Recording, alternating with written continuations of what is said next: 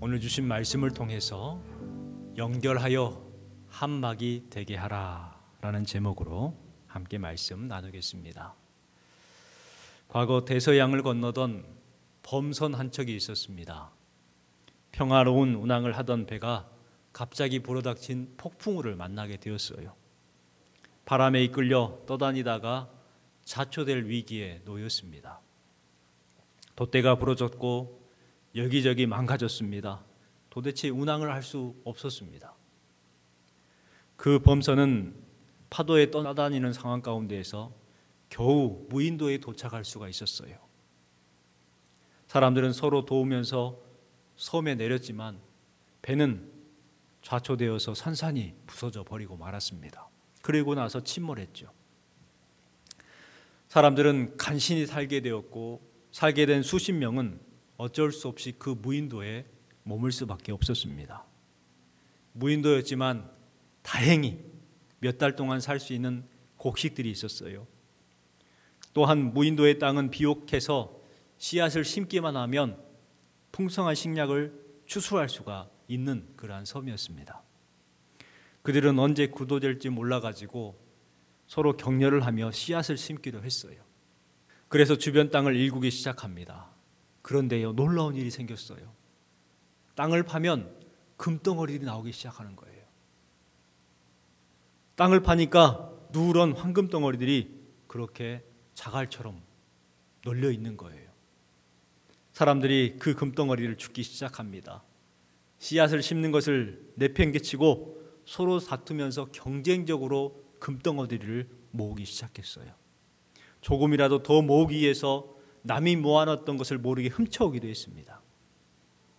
그렇게 몇 달이 지나자 금덩어리들이 산처럼 모여 있었어요. 그것을 보고 사람들은 뿌듯해합니다. 이제 나는 부자다. 이제 나는 부자다. 그런데 어느덧 날씨가 추워졌고 겨울이 다가온 것입니다. 그런데 식량이 다 떨어진 거예요. 그래서 부랴부랴 씨앗을 심으려고 했어요. 그런데 이미 겨울이 돼서 씨앗은 싹을 틔우지 못했습니다. 결국 그 무인도에 머물러 있던 사람들이 산더미처럼 쌓여있는 황금을 바라보면서 한 사람씩 굶어 죽어가기 시작했습니다. 결국은 모두가 다 굶어 죽었죠. 씨앗을 심는 것이 가장 중요했습니다. 황금 모으는 것보다 씨앗을 심어야 했습니다. 그런데 그들은 그렇게 하지 못했고 먹지 못할 황금 때문에 결국은 굶어 죽고 말았다는 거예요. 여러분, 이 세상 사람들은 황금에 관심이 많습니다. 그래서 금을 모으기 위해서 경쟁하며 열심히 일을 하죠. 그런데 나중을 위해서 씨를 뿌리는 데는 그다지 관심이 없는 사람들이 바로 저와 여러분들 아닌가 생각을 해봅니다. 결국 쌓아놓은 황금을 바라보면서 써보지도 못하고 죽는 사람들이 세상에 참 많이 있지요. 사람들은 이 세상에서 좋은 집 사기 위해서 투자를 잘합니다. 그런데 천국에 대한 투자를 전혀 하지 않는 사람들이 아주 많아요. 그들은요, 천국이나 지옥을 부정합니다. 세상에 천국이 어디 있어? 지옥이 어디 있어? 내가 비행기 타고 가봤는데 하늘이 아무것도 없어. 그런 말로 그들은 지옥과 천국을 부정합니다. 이 세상만을 위해서 살아가죠. 죽음을 싫어합니다. 죽음에 대해서 말하는 것에 대해서 기분 나빠합니다. 죽음에 대한 말도 하지 말고 죽음에 대한 설교도 하지 말라고. 왜요? 죽음을 두려워하거든요.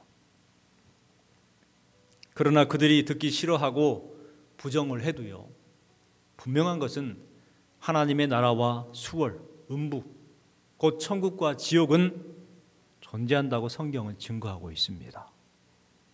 여러분, 우리는 나중을 위해서 하루하루를 준비하는 삶을 살아야 합니다. 오늘 이 시간에도 준비하는 마음으로 예배를 드림을 통해서 하나님의 은혜를 경험하고 하나님께서 허락하신 삶을 즐거움으로 살아낼 수 있는 나중을 준비하는 여러분 되시기를 주님의 이름으로 축원합니다.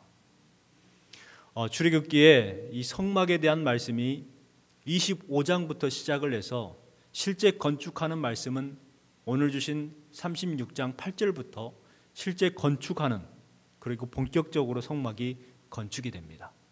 그리고 40장 33절에 이 성막이 마침내 완공이 되죠. 부살렐과 오홀리압은 모세의 지시를 받아서 이스라엘 백성들이 가지고 온 그 성막 재료를 사용해서 성막을 만들기 시작합니다. 특별히 부살렐은 성막 기구를 제작을 하는데 이 지성소와 또 법궤, 바깥들의 번제단, 이와 같은 것들을 제작을 해요. 그리고 오홀리압은 정교하게 세공하는 일을 맡아서 합니다. 그리고 마음이 지혜로운 여인들의 도움을 받아서 휘장을 수놓는 일을 맡아서 행하지요. 그리고 이 아론의 넷째 아들인 이다말이 있습니다. 이 모세의 명령을 받아서 성막에 사용된 재료, 그 재료에 대해서 또 비용에 대해서 기록하는 일을 맡았습니다. 참 철저하게 준비를 했다는 것을 알 수가 있죠. 우리가 건축을 할 때에 설계도를 그립니다. 그리고 그 설계도를 가지고 얼마의 비용이 들 것인가 계산을 하게 되죠. 과연 이 성막 건축에는 얼마만큼의 재료와 비용이 들었을까요? 성막의 전체 크기는 가로가 50규빗, 세로가 100규빗입니다. 가로가 25m, 세로가 50m 정도 되는 그러한 건물입니다. 성막에 건축하는데 사용된 자재는 얼마 정도 되는가? 금이 1.2톤, 은이 3.4톤, 노시 2.4톤 정도가 사용이 됐어요. 이것을 오늘의 가치로 환산을 하겠습니다. 오늘의 가치, 과거의 가치로는 잘 모르니까 오늘의 가치로 환산한다면 약 368억 정도 되는 가치래요. 368억 정도. 이 외에도 이 성막에 사용되었던 많은 재료들이 있었습니다. 가죽이 있었고 또 실과 천과 조각목, 이게 그냥 재료만 있으면 되는 게 아니잖아요. 그것을 세공하는 세공비, 또 인건비, 이런 것들을 계산하면 저 건물 정도를 지으려면 약 500억 정도가 필요하다라는 결론이었습니다. 500억. 대단하죠. 오늘 말씀은 준비된 사람들이 준비된 재료를 가지고 준비된 재능으로 성막을 건축하는 내용이에요.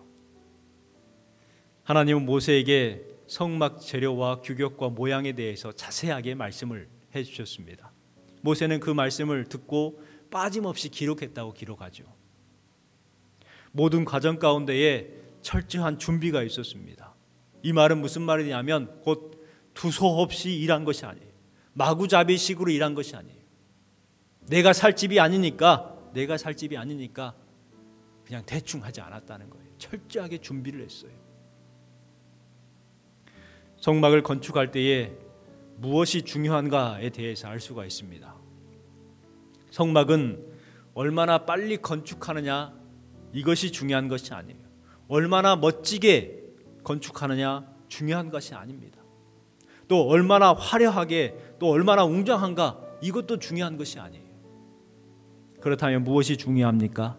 오직 한 가지, 하나님의 뜻대로, 하나님의 말씀대로 건축하는 것이 가장 중요하다는 거예요. 하나님께서는 이것을 원하셨습니다. 왜냐하면요, 성막은 하나님을 위한 장소이고 하나님께 제사를 드리는 곳이기 때문에 하나님 중심의 장소가 되어야 했습니다. 그렇기 때문에 거기에 사람의 뜻이 들어가는 것이 아니라 하나님의 뜻만이 있는 거예요. 성막을 건축하는 일에는 이 순종과 헌신과 동역이 필요했습니다. 이것은 오늘 우리 교회에 그대로 적용이 되는 말씀이죠.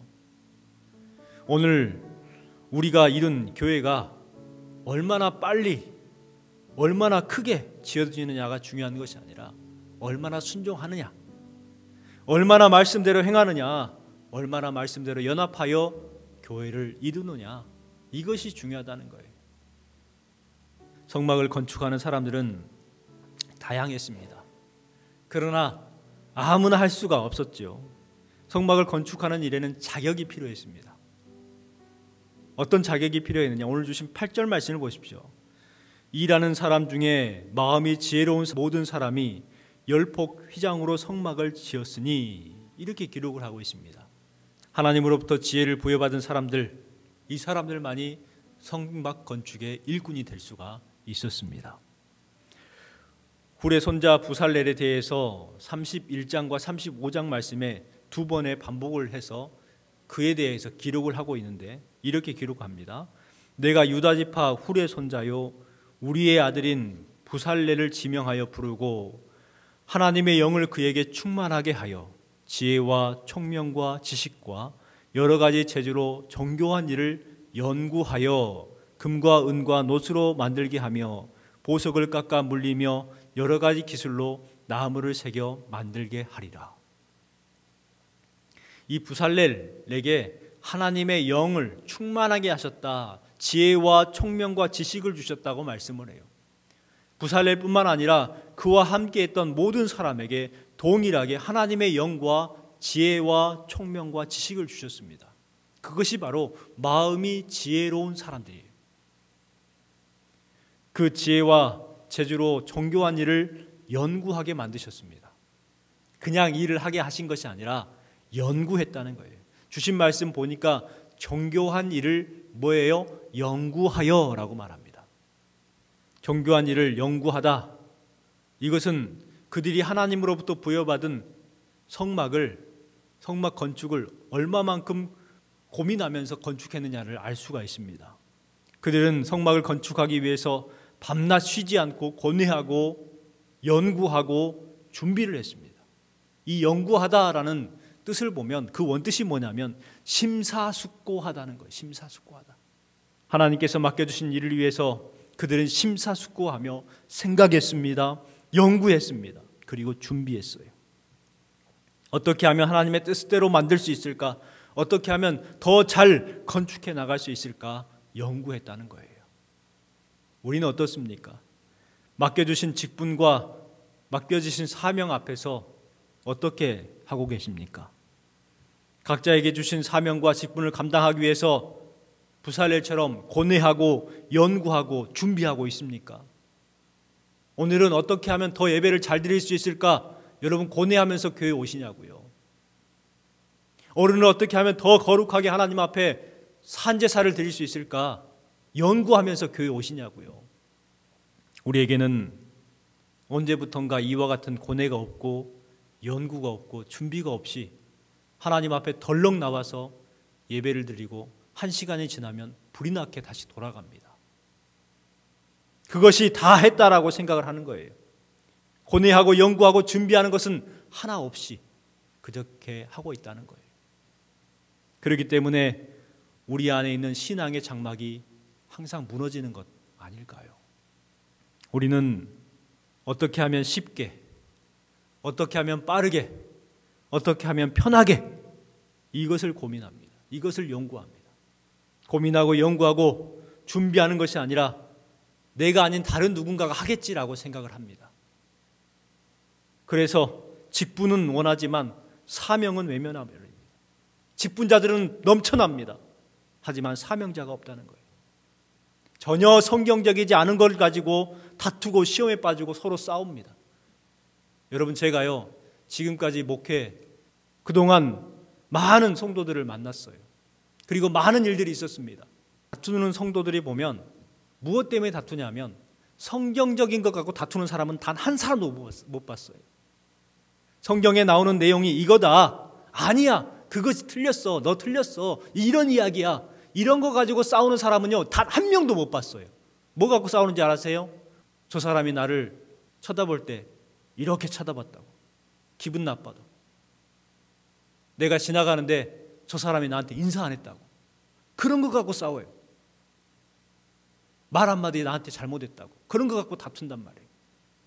지난 한 주간 동안 이 말씀을 묵상하는 가운데에 식당에서 주일날 점심 식사를 하시고 나서 음식물 쓰레기를 치우지를 못하셨던 것 같습니다. 그래서 제가 며칠 지난 뒤에 그것을 발견했어요. 그것들이 썩어서 막 냄새가 나는 거예요. 안 되겠다, 치워야지 하고 이제 치우려고 하는데 그것이 넘쳐가지고 국물이 제 옷으로 흘렀습니다. 그러니까 순간 짜증이 확 나는 거예요. 내가 왜 이걸 하지? 투덜투덜 됐습니다. 그러게 음식물 쓰레기를 버리고 옷을 빨고 샤워를 하고 다시 말씀을 준비하기 위해서 앉았습니다. 그런데요, 저의 마음 가운데에도 그런 마음이 있는 거예요. 고뇌하고 연구하고 준비하려고 하는 마음이 아니라 어떻게 하면 쉽게 할까? 어떻게 하면 빠르게 할까? 어떻게 하면 편하게 목회할까? 이 생각만을 가지고 있더라고요. 그래서 회개했습니다. 투덜투덜 하는 것이 아니라 네가 좀 그거 하면 어때? 여러분, 그런 마음을 가지고 목회를 해야 되지 않을까 생각을 해보았었습니다. 부살렐은 하나님의 일을 위해서 더 거룩하고 더 아름답고 더 정교하고 더 정확하게 하기 위해서 심사숙고하며 연구하고 준비했습니다. 바로 저와 여러분에게 필요한 마음이 아닌가 생각을 해봅니다. 우리가 하나님 앞에 예배할 때에 그저 나와서 하나님 앞에 예배 드리는 것이 아니라 고뇌하는 마음으로, 연구하는 마음으로, 그리고 심사숙고하여 준비하는 마음으로 주님 앞에 나와야 되지 않을까요? 연구하고 준비함을 통해서 그 황량한 광야에서 거룩한 성막이 지어졌던 것처럼 우리도 연구하고 고뇌함을 통해서 우리의 가정과 우리의 일터와 우리 교회가 더 거룩한 곳으로 세워지기를 주님의 이름으로 축원합니다. 성막 일꾼의 특징을 한번 살펴볼게요. 성막 일꾼들의 특징은 먼저 성령 충만으로 지혜로운 사람들이었어요. 8절 말씀에 말씀드렸듯이 일하는 사람 중에 마음이 지혜로운 모든 사람이라고 말하죠. 그들이 청색과 자색과 홍색실로 그룹을 수놓았다, 이렇게 기록하고 있습니다. 여러분에게 질문 하나 할게요. 성경에서 성령 충만을 가장 처음으로 경험했던 사람은 누구일까요? 바로 부살렐입니다. 왜냐하면 하나님께서 그에게 하나님의 영을 충만하게 하셨다라고 기록을 해요. 하나님의 영이 무엇입니까? 바로 성령이죠. 성령을 충만케 하셨어요. 바로 부살렐이 성령 충만 제1호가 되는 거예요. 또한 마음이 지혜로운 모든 사람에게 동일한 성령 충만이 있었습니다. 곧 성막을 만들어 나갔던 사람들은 바로 성령 충만했던 사람들인 거예요. 성령 충만하니까 그들에게 뭐가 생기게 되었냐면 지혜가 오게 되었고 총명하게 되었고 지식을 얻게 되었던 거예요. 원래 학식이 있고 배움이 있는 사람들이 아니라 성령을 경험하니까 그때부터 그들에게 지혜와 총명과 지식이 임하게 됐다는 거예요. 우리 사도행전에 보면은 그런 말씀이 있잖아요. 성령이 너희에게 임하시면 뭘 받아요? 너희가 권능을 받고 라고 말합니다. 바로 여기에서 말하는 이 권능이 구약 성경에서 말하는 뭐예요? 지혜와 총명과 지식인 거예요. 동일한 말씀이죠. 이사야 11장 2절 말씀에 보니까 하나님의 영, 곧 지혜와 총명의 영이요 모략과 재능의 영이요 지식과 여호와를 경외하는 영이 강림하시리라, 이렇게 기록하고 있어요. 성령님은요 바로 하나님의 영, 지혜와 총명의 영이라고 말씀하고 있어요. 모략과 재능의 영이라는 거예요. 그들이 마음이 지혜로웠다라는 것은 그들의 마음 가운데에 성령을 경험한 사람들이라는 것입니다. 여러분, 초대교회 7집사를 뽑을 때도 마찬가지였죠. 사도행전 6장 3절 말씀에 보니까 형제들아 너희 가운데에서 성령과 지혜가 충만하여 칭찬받는 사람 7을 택하라. 우리가 이 일들을 그들에게 맡기고 라고 기록하고 있습니다. 그들이 교회 일꾼을 세우는 자격, 일꾼의 자격이 뭐였냐면 성령 충만, 지혜 충만이었던 거예요. 교회에서 신실한 분들을 만나게 되면 그들의 말이나 행동에서 참 지혜로우시다라는 생각을 해요. 그런데 반대로 교회에서 열심히 한다고 하지만 참 지혜롭지 못한 분들을 만나게 됩니다. 둘 차이가 무엇일까요? 사람의 의지로 일하는 사람과 성령을 의지하여서 일하는 사람은 분명히 다르게 돼 있어요. 사람이 일하는 것은요 한계가 있습니다. 그러나 성령 충만으로 일하면 지혜로워지는 거예요. 여러분 성령 충만, 여러분도 지혜 충만을 통해서 마음이 지혜로운 성도들이 다 되시기를 주님의 이름으로 축원합니다. 또한 하나님을 경배하는 사람들이었죠. 주신 말씀에 보면 사람을 높이는 일을 한 것이 아니에요. 그들은 바로 하나님을 높이는 일을 했어요. 하나님의 영광을 위해서 일했던 사람들입니다. 성막은 어떤 곳입니까? 성막은요, 죄인들을 살리는 곳이에요. 성막은 하나님 앞에 예배하는 곳이죠. 하나님은요, 성막이 아닌 다른 곳에서 예배하는 것을 받지 않으셨어요.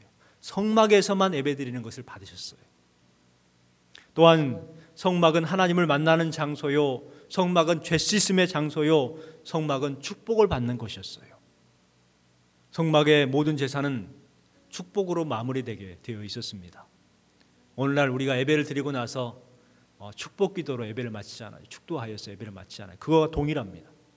레위기 9장에 보니까 아론이 백성을 향하여 손을 들어 축복함으로 속죄제와 번제와 화목제를 마치고 내려오니라.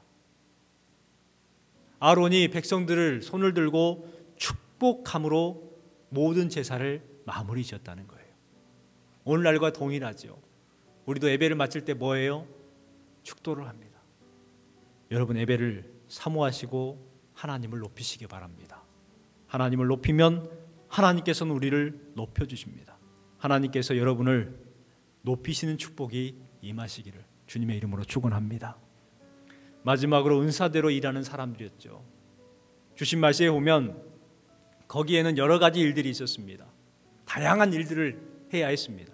그런데 혼자 하는 것이 아니라 각각의 맡은 재능들을 가지고 은사들을 가지고 그들은 일을 했어요. 여자분들은 수놓는 일을 했죠. 남자분들은 망치질을 했어요. 어떤 분들은 세공하는 일들을 했어요. 정교해야 하는 그러한 일들을 감당해야 되는 사람들도 있었습니다. 부살렐과 오홀리압, 이 두 사람의 이름은 기록되어 있는데 다른 사람들의 이름은 기록되어 있지 않았어요. 그들은 이름도 없이 합력하여 선을 이루는 사람들이었습니다. 오늘날 성도들은 어떻습니까? 자기의 이름이 빠지면 큰일 나요. 자기의 이름이 빠지면 자기를 무시했다고 생각을 해요. 주보에 이름이 빠져보세요. 당장 찾아와가지고 왜 내 이름 빠졌냐고 그래요. 그런데 성막을 지었던 일꾼들은 이름도 없이 빛도 없이 그렇게 합력하여 선을 이루는 사람들이었어요. 은사를 가리켜서 헬라어로 카리스마타입니다. 카리스마타. 이 뜻이 뭐냐면 선물이라는 뜻이에요. 여러분 선물을 받으면 기분이 좋잖아요. 저도 넥타이 선물을 받으면 그분을 늘 그 넥타이를 찰 때마다 기억합니다. 그리고 기분이 좋아져요. 성령님께서 우리에게도 동일하게 은사를 주셨습니다. 선물을 주신 거예요. 그런데 그 선물을 사용하지 않으면 어떻게 됩니까? 선물을 한 하나님께서 속상해하겠죠. 제가 만약에 여러분이 저한테 넥타이를 선물해 줬어요. 그런데 한 번도 안 차는 거예요. 그럼 여러분 마음은 어떻겠어요? 속상하겠죠. 그런 것처럼 성령님께서 우리에게 은사를 주셨는데, 선물로 주셨는데 우리가 그 선물을 사용하지 않는다고 하면 하나님께서는 얼마나 속상해 하시겠습니까? 우리에게 큰 은사를 주셨는데 교회에서 무슨 일이 있어가지고 속상해서 그냥 조용히 주일날 예배만 왔다가 가버리고, 여러분 그렇게 하면 하나님께서, 성령님께서 얼마나 속상하시겠어요. 교회는 혼자 일하는 곳이 아니라 재직들을 세워서 아름다운 교회 공동체를 만들어가는 곳입니다. 그 내용이 오늘 말씀에 기록이 되어 있죠. 송소를 덮었을 때에 10폭 휘장을 만들었어요. 가늘게 꼰 배실과 청색, 자색, 홍색 실들로 그룹의 무늬를 놓았습니다. 하늘의 천사의 모양을 수놓았다는 것입니다. 참 아름다운 휘장이었죠. 다양한 색깔이 거기에 들어갔을 때에 그와 같은 아름다운 휘장이 될 수가 있었어요. 여러분 교회 안에는 다양한 개성이 있고 다양한 사람들이 모입니다. 배움이 다르고 또 삶이 다르고 또 경제력도 달라요. 조건이 같은 사람이 없어요. 하지만 그렇게 조화를 이루었을 때에 아름다운 교회가 되는 거예요. 오늘 이 말씀을 읽다 보면서 가장 많이 반복되는 단어가 있었을 거예요. 그 단어가 뭐였습니까? 연결이라는 단어예요. 연결. 10절 말씀에 보니까 그 5폭을 서로 연결하며, 그 5폭을 서로 연결하고 연결한 끝폭가에 청색고를 만들며 다른 연결할 끝폭가에도 고를 만들되, 그 연결할, 계속해서 연결. 여러분, 따로따로 놓으면 별 볼 일 없지만 그것들이 하나하나 연결되었을 때에 비로소 아름다운 성막이 되었다는 것입니다. 여러분, 그렇습니다. 우리도 이와 같이 연결된 성도들이 되어야 이 세상 광야에 세워진 거룩한 성막된 교회가 될 줄 믿습니다. 따로따로 뿔뿔이 흩어지면 아무것도 안 되는 거예요. 별 볼 일 없이 되는 거예요. 하지만 서로 연결되어 있었을 때, 서로를 위해서 기도해주고, 서로를 위해서 염려해주고, 서로를 위해서 격려해주고, 거룩한 교제를 나눌 때에 비로소 주님께서 원하시는 거룩한 교회의 공동체로 세워지게 될 줄 믿습니다. 출애굽 공동체가 시내산 앞에서 성막을 만들었듯이 우리도 아름다운 가족 공동체, 또 교회 공동체를 만들어 나가는 거룩한 성도가 되기를 주님의 이름으로 축원합니다.